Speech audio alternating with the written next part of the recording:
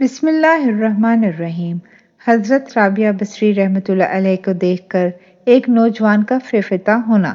ابتدا میں حضرت رابعہ بصری رحمۃ اللہ علیہ کے حسن و جمال کی دھوم مچی ہوئی تھی، مگر جوانی کے شب و روز انہوں نے یاد الہی میں گزار دیے۔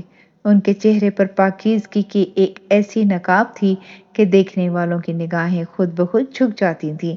اسی زمانے میں ایک نوجوان نے انہیں رات کے وقت ایک قبرستان میں چاند کی طرح دمکتے دیکھا۔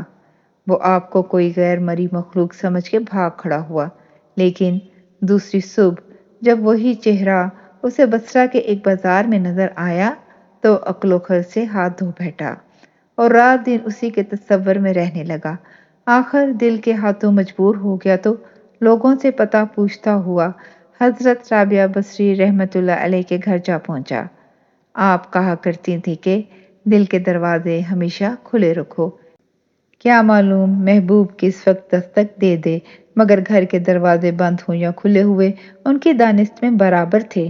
نوجوان کو خلاف توقع ان کا دروازہ کھلا ہوا ملا۔ اس نے اپنے دل کی دھڑکنوں پر بڑی مشکل سے قابو پایا۔ رات کا وقت تھا، اندر چراغ روشن تھا۔ یہ سوچ کے بے باکی سے اندر داخل ہو گیا کہ حال دل سنا دینے میں کیا حرج ہے، زیادہ سے زیادہ انکار ہی تو ہو جائے گا۔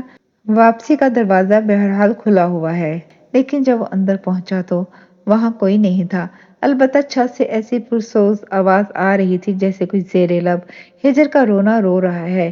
نوجوان تیزی سے زینے چڑھ گیا۔ حضرت رابعہ بصری رحمۃ اللہ علیہ عشاء کی نماز سے فارغ ہو کے ثنا خوانی کر رہی تھی۔ پروردگار ستارے روشن ہو گئے، لوگ سو گئے، بادشاہوں نے دروازے بند کر لیے۔ ہر محب اپنے محبوب سے محو راز و نیاز ہے اور میں تیرے سامنے کھڑی ہوں۔ نوجوان پر سکتہ طاری ہو گیا۔ اسی اثنا میں حضرت رابعہ بصری رحمۃ اللہ علیہ نے پلٹ کر اسے ایسی قہر آلود نظروں سے دیکھا کہ اس کی زبان گنگ ہو گئی۔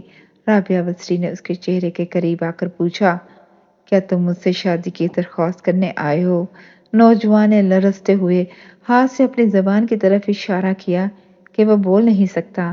حضرت رابعہ بصری رحمۃ اللہ علیہ نے کہا، اس سے پہلے کہ زبان کی طرح تیرا دل بھی چپ ہو جائے تو جس راستے سے آیا ہے اسی راستے سے لوٹ جا۔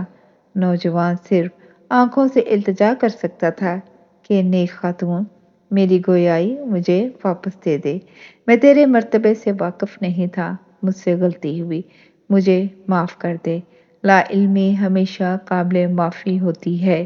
اس کے خاموش آنسوؤں کے جواب میں حضرت رابعہ بصری رحمۃ اللہ علیہ نے کہا، نوجوان، تو نے اگر مجھ سے کوئی زیادتی کی ہوتی تو میں تجھے یقیناً معاف کر دیتی۔ میں نے خود کو بہت پہلے اپنے اللہ کے حوالے کر دیا تھا۔ اب یہ معاملہ تیرے اور اللہ کے درمیان ہے۔ معافی مانگنا ہے تو اس سے مانگ۔ تو صدقے دل سے توبہ کرنے کا ارادہ کرے تو شاید توبہ کی خاطر تیری زبان کھل جائے۔ یہ کہہ کر وہ نماز کے لیے کھڑی ہو گئی۔ نوجوان بھی بے اختیار سجدے میں گر گیا۔ وہ رو رہا تھا، نامعلوم کب تک روتا رہا۔